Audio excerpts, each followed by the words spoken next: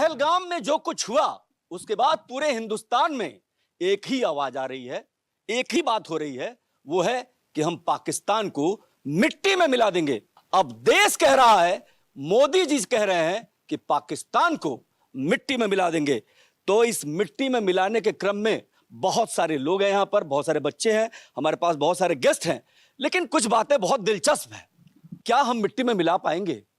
क्या हम में क्षमता तो है, लेकिन इच्छा शक्ति है या नहीं? ये इच्छा शक्ति की सबसे बड़ी परीक्षा अब आ गई है, क्योंकि पहलगाम में जो कुछ हुआ है उसमें हिंदुस्तान का खून खौल रहा है। इसलिए हम कह रहे हैं कि इस बार पाकिस्तान को मिट्टी में मिला देंगे। आप सबका इस शो में बहुत बहुत स्वागत है। हमारे साथ कुछ मेहमान हैं, मैं सबसे पहले उन मेहमानों का परिचय कराता हूं। श्री NND दुबे यानी नरेंद्र नाथ धर दुबे जी हैं। सर, आपका बहुत बहुत स्वागत है। आप कीर्ति चक्र से विजेता हैं, DIG रिटायर्ड है, BSF और NIA जैसी देश की टॉप एजेंसी में इन्होंने काम किया है। इसके अलावा हमारे पास श्री कर्नल तेज के टिक्कू है, PhD किया उन्होंने, इनके लिए भी ताली हो जाए। और इसके अलावा प्रोफेसर डॉक्टर रवि कांत स्वामी डायरेक्टर DME हैं, इनका भी बहुत बहुत स्वागत है। देखिए, जब हम कह रहे हैं मिट्टी में मिला देंगे तो हमारे अंदर का जो खून है वो खौल रहा है। हम चाहते हैं कि भारत ने जितने भी आतंकी हमले झेले हैं, जिस तरीके से पाकिस्तान अपनी हरकतों से बाज नहीं आ रहा है, ऐसे में सवाल हर हिंदुस्तानी पूछ रहा है, सरकार से भी पूछ रहा है और खुद से भी सवाल कर रहा है कि क्या आने वाले दिनों में पाकिस्तान से हम वो बदला ले पाएंगे कि नहीं ले पाएंगे। और ये ढेर सारे बच्चे जो कल के भविष्य हैं और हमारे पास एक्सपर्ट के जो पैनल हैं, वो सब चाहते हैं और देश की जनता जानना चाहती है। आज क्लियर होगा कि हिंदुस्तान की सरकार क्या सोच रही है। पाकिस्तान से बदला लिया जाएगा तो कैसे लिया जाएगा, उसकी क्या स्ट्रेटजी होगी, उसकी क्या रणनीति होगी। क्योंकि देखिए, भले ही पाकिस्तान एक भिखारी मुल्क है, आटे आटे के लिए तरस गया है, लेकिन हर देश की एक रणनीति होती है। और वहां पर तो और भी, खास करके जब मैं बात करूं कि वहां पर लोकतंत्र तो है ही नहीं, वहां तो मिलिट्री शासन है, तो वहां तो बात बात पर गीदड़ भभकी यहां मिलती रहती है। ऐसे में भारत की स्ट्रेटजी क्या होगी, NN दुबे से बेहतर कोई नहीं जानेगा। लेकिन कश्मीर जहां पर निहत्थे कश्मीरियों को चुन चुन के मार दिया गया, जहां मंदिरों में घंटियां बजती थी, अब वहां अजान गूंजने लगे। उस कश्मीर के बारे में टिक्कू साहब बताएंगे और देश आज समझेगा, जानेगा कि आखिर असल परिस्थिति क्या है और हम कैसे इसका निदान करेंगे। स्वामी साहब, आपसे जानना चाह रहे हैं कि जब ये स्ट्रेटजी की बात करते हैं, जब ये कह रहे हैं कि एक निर्णय लेने में एक ध्यान देना पड़ेगा, सब कुछ का ध्यान देना पड़ेगा, बतौर एक नागरिक, सामान्य नागरिक, आप एक सामान्य नागरिक हैं, आपको नहीं चाहिए स्ट्रेटजी, आपको नहीं चाहिए रणनीति, आपको तो एक्शन चाहिए। क्या आप सहमत हैं? बिल्कुल, एक्शन का समय आ गया है और अब हमको सेनाओं को आगे बढ़ना पड़ेगा। ये इस तरह के सर्जिकल अटैक्स वगैरह बहुत छोटे सूक्ष्म नजर आते हैं इतने बड़े कांड के सामने। और जिस देश की नींव, पाकिस्तान की नींव में क्या है, 8 लाख हिंदुओं का खून है। 1947 में largest migration of world history, सबसे ज्यादा हिंदू वहां से विस्थापित होकर इधर आए। लाहौर में क्या था, 20% मुस्लिम, 20% जो प्रॉपर्टीज हैं वो मुस्लिम्स की थी, 80% हिंदूज की थी। लेकिन वो सारी प्रॉपर्टीज छोड़ के उनको इधर आना पड़ा, इतना खून खराबा हुआ। 8 लाख हिंदुओं का खून है पाकिस्तान के जन्म में। अब आप बताइए सर, टिक्कू साहब, आपने कश्मीर को इतने नजदीक से देखा है, कश्मीर में आपने ऐसे धमाके हमेशा सुनते रहे, आप लोग इसके अभ्यस्त से हो गए हैं, लेकिन हिंदुस्तान अब लगा था, हिंदुस्तान को लगने लगा था कि अब पटरी पर बातें आ रही हैं। और सरकार ने जिस तरीके का प्रयास किया है, यह भी बहुत काबिल तारीफ है, क्योंकि जिस कश्मीर में लोग जाने में डरते थे, अब वहां पर्यटक भी भारी मात्रा में जाने लगे थे। लेकिन अचानक ही ये सब होता है, इसके पीछे क्या सोच पाकिस्तान की, आतंकियों की, उनके आकाओं की रही होगी कि टेररिस्ट आए और हमारे टूरिस्टों को मार गए? इसके पीछे की रणनीति में आप क्या देखते हैं? देखिए, मुझे लगता है पूरा भारत की सरकार डिल्यूजन में रह रहे हैं, वो ख्वाब की दुनिया में रह रहे हैं, सच्चाई से उसका कोई लेना देना नहीं है। स्वामी साहब ने बोला 8 लाख हिंदू वहाँ से भागे, दुनिया की सबसे बड़ी एक्सोडस थी वो जो पाकिस्तान से यहाँ आए लोग। लेकिन आप ये बताइए मेरे को, एक इंडिपेंडेंट सावरिन डेमोक्रेटिक सेकुलर रिपब्लिक में जब कश्मीरी पंडितों को एक एक को निकाला गया कश्मीर से, तो इंडिया ने क्या किया? इस देश में जहाँ पर 1988-89 में 86% हिंदुओं की पॉपुलेशन थी और हिंदुओं को निकाला गया अपने ही देश से। क्या किया इंडिया ने? कुछ नहीं किया। हम डिल्यूजन में रह रहे हैं, अपने आप को धोखा दे रहे हैं। जब तक पाकिस्तान के टुकड़े नहीं हो जाएंगे तब तक कश्मीर का मुद्दा और हमारे देश में खून बहना बंद नहीं होगा। पहले पाकिस्तान पर जब भी कार्रवाई की बात आई, भारत सरकार ने कहा अंतर्राष्ट्रीय दबाव, लोग कहते हैं अंतर्राष्ट्रीय दबाव। पिछले कुछ वर्षों में ऐसा दिखा नहीं है। सर्जिकल स्ट्राइक इसका सबसे बड़ा सबूत है। लेकिन आज तस्वीर बदल गई है। भारत के प्रधानमंत्री नरेंद्र मोदी दुनिया भर में विजिट कर रहे हैं। उन्होंने दुनिया भर में भारत को लेकर के जो कश्मीर पर भारत का रुख है उसको भी स्पष्ट किया। तो पहले जो एक हाय तौबा मच जाती थी आतंकियों पर कार्रवाई के समय, अब क्या वैसे हालात हैं? दुबे साहब, अंतर्राष्ट्रीय दबाव जैसी कोई चीज होती है क्या? और अगर होती है तो क्या भारत सरकार इससे निपटने में सक्षम है या नहीं? या आपको लगता है कि इस बार समर्थन इतना तगड़ा है कि हो जाने दीजिए आर पार? Pakistan united nations security council का सिग्नेचरी है।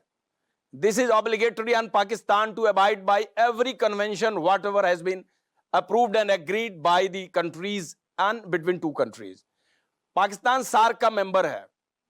पाकिस्तान बहुत सारे इंटरनेशनल कन्वेंशन एंड ट्रीटी का मेंबर है, क्योंकि आज के तारीख में इंटरनेशनल कम्युनिटी में आप आइसोलेट होकर नहीं रह सकते। आप ये नहीं कह सकते कि मैं इससे दूर हूं, क्योंकि सबकी जियोपॉलिटिकल इंटरेस्ट जुड़े हुए हैं, इकोनॉमिक रिलेशन जुड़े हुए हैं, देयर आर मेनी थिंग्स। अब जब आप इसके लिए ऑब्लिगेटरी है तो यह बात समझने की है कि आपको इंटरनेशनल फोरम पे यह प्रूव करना पड़ेगा कि जेन्युइनली टेररिस्ट कंट्री है ये, और इसके ये सबूत हैं। अगर 26/11 में जिंदा कसाब नहीं मिलता तो लश्कर तोयबा के खिलाफ आप चार्जशीट कर पाते? हफीज सईद एक्यूज्ड होता आपका, major Sameer, major Iqbal accused होते, तहव्वुर राना, हेडली एक्यूज्ड होते। You need hard evidence. उसका जिंदा मिलना हमारे लिए बहुत इंपॉर्टेंट बात थी। पाकिस्तान की टोटल कलई खुली। पाकिस्तान को इंटरनेशनल कम्युनिटी के सामने नंगा करना पड़ा कि दे आर द परपेट्रेटर्स। सवाल मेरा है आपसे जी, आप एनआईए पर भी एक बहुत अच्छे पद पर रह चुके हैं। इस एजेंसी, इन देश की सबसे बड़ी एजेंसी, इन्वेस्टिगेटिव एजेंसी। आप बताइए कि एनआईए इस मामले की पूरी तरीके से जांच कर रही है। जांच कैसे होगी जब कोई सबूत रहेगा कि नहीं रहेगा? क्या आतंकियों ने छोड़ा कोई सबूत? ये तो बहुत जटिल हो जाएगा। हम जांच करते रह जाएंगे, हम कागजों में निपट जाएंगे और आतंकी तो फरार हो जाएंगे। मेरा कहने का मतलब ये नहीं है कि आप पेंडिंग जांच एक्शन को रोकिए, वो नहीं कह रहा हूं मैं जी। मेरा क्वेश्चन यह है कि इन्वेस्टिगेशन किसी भी क्राइम केस का वो एक अलग वर्टिकल है, उसका एक अपना इफेक्ट है, वो चलते रहना तो चाहिए। आपको लगता है एनआईए इसकी जांच कर लेगी अच्छे से? बिल्कुल करेगी, और एनआईए ने जांच किया है। 26 के 11 के बाद, मुंबई पुलिस के बाद एफआईआर था। आप फरवरी 2019 का जांच एनआईए ने किया, सारे एक्यूज्ड सामने आए। 2017 के जितने पत्थरबाज थे सब लोग आज के तिहाड़ जेल के अंदर जितने उसके कंड्यूट है बैठे हुए हैं। 2017 की 3 रेगुलर जो रेड्स हुई पोस्ट बुरहान वानी, जो आप देख लीजिए। 18 के बाद पत्थर पड़ा। अब बताइए एक इंसिडेंट 7 साल में पत्थर पड़ा हो कश्मीर में। कहने का मतलब लॉ का अपना इफेक्ट है, इन्वेस्टिगेशन की अपनी पावर है। यूएपीए एक्ट के तहत जब आप जेल में जाते हैं और जोधपुर और जैसलमेर जेल में और आपका ट्रायल चलता है, उसका डर होता है। It has got a very deterrent effect. बिल्कुल बिल्कुल बिल्कुल, मैं आऊंगा आपके पास। लेकिन टिक्कू साहब, आपको लगता है कि कश्मीरी जो लगातार दर्द में रहे, परेशानी में रहे, किसी ने उनकी बात नहीं सुनी? धीरे धीरे वर्षों में कश्मीर को लेकर के एक सोच पैदा हुई। कश्मीरी ब्राह्मणों के खास करके जो लोग खदेड़ दिए गए, उनके दर्द को इस देश ने अब महसूस करना शुरू कर दिया है। अब आपको लगता है कि ये जो समय है, ये जो एक्शन का समय है, ये एक ऐसा समय है जहां उस दर्द को भरपाई तो नहीं किया जा सकता, लेकिन उसकी कीमत पाकिस्तान को अदा करनी पड़ सकती है। अगर आप सरकार से कहना चाहेंगे कुछ, तो क्या कहेंगे? क्या एक्शन होना चाहिए? देखिए, हम ये जो बात कर रहे हैं ना, इसका प्रूफ मिलेगा। प्रूफ से क्या होगा आपके पास? उन्होंने तो ये भी, वो तो शुक्र करो कि साहब को पकड़ा गया, जैसे साहब ने बोला दुबे जी ने, उसको वो पकड़ा। नहीं तो यहाँ पर तो हमारे हिंदुस्तान में ये लोग बैठे हुए थे कि कलावा पहनकर वो बोलते ये तो हिंदू आतंकवाद है। हमारे देश के अंदर जितने देशद्रोही हैं उनकी भी लगाम कसनी पड़ेगी। अगर आपने कसाब को नहीं पकड़ा होता, मैं आपको यकीनन कहता हूं कि आप कभी प्रूव ही नहीं कर सकते थे कि पाकिस्तान से आए थे। पहली बात। दूसरी बात, पाकिस्तान कहता है, अभी भी उन्होंने कहा कि आप हमारे साथ एविडेंस शेयर कीजिए, हम तहकीकात करेंगे, इन्वेस्टिगेशन करेंगे। उनको हमने बुलाया नहीं पठानकोट हमले के बाद, वो आए तो थे यहाँ पर।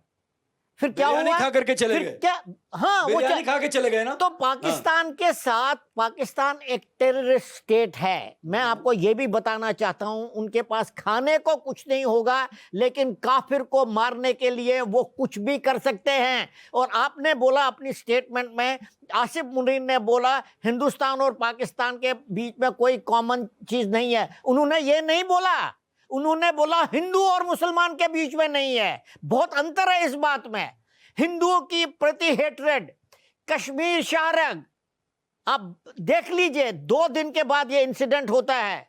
कश्मीर शाहरग, हिंदू हेट्रेड और 2 नेशन थ्योरी को आगे बढ़ाने वाला। और मैं आपको एक तो वो नहीं, इस बात पर नहीं रुके। 2 दिन के बाद काकुल में, जो पाकिस्तान मिलिट्री एकेडमी है, जहां एक फॉर्मल फंक्शन होता है, वहां पर भी उन्होंने यही बकवास लगाई। क्योंकि आसिफ मुनीर एक मुल्ला का बेटा है और मुल्ला वो मदरसे में तालीम हासिल की है, और आप वो अपने रंग दिखा रहा है। देखिए, दुश्मन को लेकर के मैं बात ऐसी करूंगा, आऊंगा सर आपके। एक पॉइंट, ऐसी ताकतों से आप नॉर्मल रूटीन लॉफुल मीन से डील नहीं कर सकते। आपने अपनी देश की सेवा करनी है। आप चिंता मत करो कौन दुश्मन, कौन मुल्क आपके साथ है और आपके साथ नहीं है। अगर आपके पास क्षमता है, खत्म करो इसको वंस एंड फॉर ऑल। बिल्कुल बिल्कुल, ये सवाल यही है कि हम कब तक दूसरों की तरफ देखेंगे। लेकिन अंतर्राष्ट्रीय राजनीति में देखिए, इसके अलावा अंतर्राष्ट्रीय राजनीति की बात करें तो उसका प्रेशर रहता है, क्योंकि सबके आर्थिक हित है एक दूसरे से, सबके व्यापार हैं। और ऐसे में बड़ी बात तो यही है ना कि युद्ध तो हथियारों से लड़ते हैं, लेकिन आर्थिक युद्ध भी बहुत बड़ा हो गया है। आर्थिक अपने हित बहुत बड़े हो गए हैं। लेकिन इन सब के बीच देश का एक आम नागरिक क्यों पिसे? देश का एक आम नागरिक जिससे पूछा जाए कि आप हिंदू हो और उसके बाद आपको गोलियों से भून दिया जाए, ये देश की जनता बर्दाश्त नहीं करेगी। वहाँ अमन और सिचुएशन की नॉर्मलसी को लेकर के और इम्प्रूव भी हुआ है, क्योंकि एक ऐसा टाइम था कि आप सोच भी नहीं सकते थे जाना। तो उस हिसाब से देखा जाए तो कश्मीर में नॉर्मलसी, लोगों का आना जाना, वहाँ का बिजनेस, व्यापार, एजुकेशन, जितने दुनिया के लोगों का पहुँचना था कश्मीर में, वो पहले से बहुत अच्छा हुआ है। और उससे काफ़ी डेवलपमेंट भी हुआ है, इसमें कोई शक नहीं है। इकोनॉमी बड़ी इंप्रूव हुई है और कश्मीर वैसे नहीं दिखता है जैसा पहले था। अब इसमें कहीं न कहीं मुझे लगता है कि कॉम्प्लिसेंसी भी रही है। जहां एक तरफ ये सत्यता है कि जितने टूरिस्ट स्पॉट हैं, जितने विजिटर स्पॉट हैं, आप उसकी देखिए, एक एक जगह की सिक्योरिटी तो कोई बड़ा मुश्किल है प्रोवाइड कर पाना। आपके दिल्ली का हार्ट ऑफ दिल्ली में राजपूताना राइफल लाल किले पे हमला हुआ, पार्लियामेंट पे हमला हुआ, करोल बाग में हमला हुआ, जीके में हमला हुआ, आपके रीगल चौक पे हमला हुआ, आपके बटला हाउस का केस आपके सामने है। और ऐसे दुनिया के, भारत के सारे शहरों का मैं आपको इतिहास रख सकता हूं। तो हमारा ये लगता है कि वो जो एक मिडोज है, उस जहां पर घटना हुई है, उस मिडोज पे जिस तरह से टूरिस्ट का इन्फ्लक्स था और बड़ा रेगुलर था, और जो हाई पीर पंजाल के रीचेज में टेररिस्ट बैठे थे, वो इस बात को बहुत दिन से वॉच कर रहे थे, क्योंकि उस पर पोनी और पोर्टर के थ्रू ही जा सकते हैं। 5 किलोमीटर का जो स्ट्रेच है, उस पर कोई गाड़ी जा नहीं सकती। इवैक्यूएशन कितना मुश्किल था, कांड होने के बाद लोग गाड़ी लेके जा भी नहीं पाए, कैसे कैसे इंजर्ड लोग आए। तो ये बड़ी एक बुरी दास्तान है।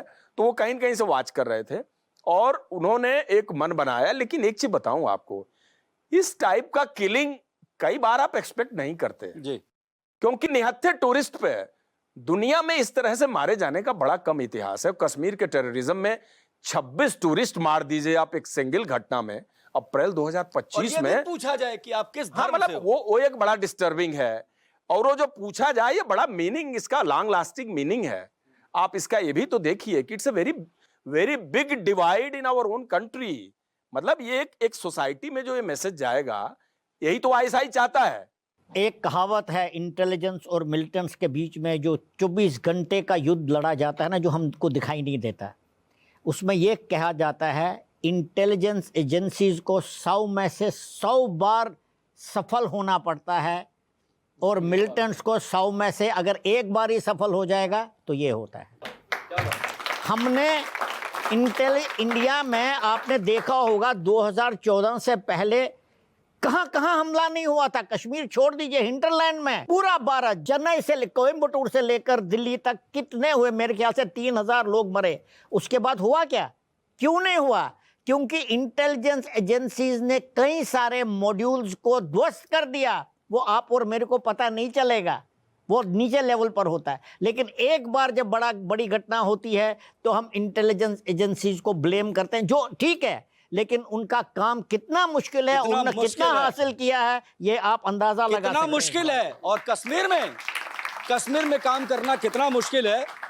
लेकिन अब मुश्किल आसान बनने लगी थी। मुश्किल कैसे आसान बन रही थी कि इस घटना के बाद जिस तरीके से कश्मीरी इस घटना के विरोध में आए, वो भी पाकिस्तान देख रहा होगा। लेकिन कुछ ऐसे भी लोग हैं, जैसा जनरल टिक्कू ने कहा, कर्नल टिक्कू ने कहा कि यहां के गद्दारों से कैसे निपटोगे, वो सवाल भी बड़ी बात है।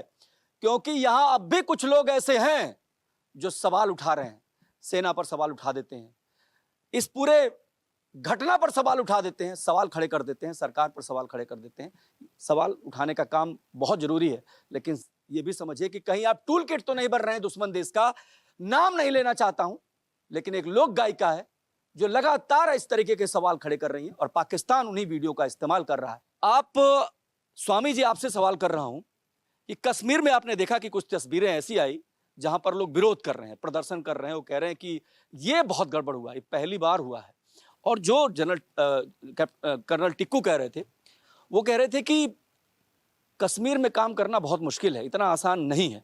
लेकिन पिछले कुछ वर्षों से जिस तरीके से पर्यटक वहां जा रहे थे, वहां की इकोनॉमी में ग्रोथ हो रहा था, वहां के लोग खुशहाल हो रहे थे, आतंकी घटनाएं बहुत ज्यादा कम हो गई थी। अब आतंकियों ने क्या इसी को ध्यान में रखते हुए किया कि नहीं, अब फिर से अमन चैन आ गया तो हमको कौन पूछेगा? बिल्कुल, अगर अमन चैन आ जाएगा, इकोनॉमी ग्रो कर जाएगी कश्मीर की, तो फिर आतंकवादियों को पूछेगा कौन?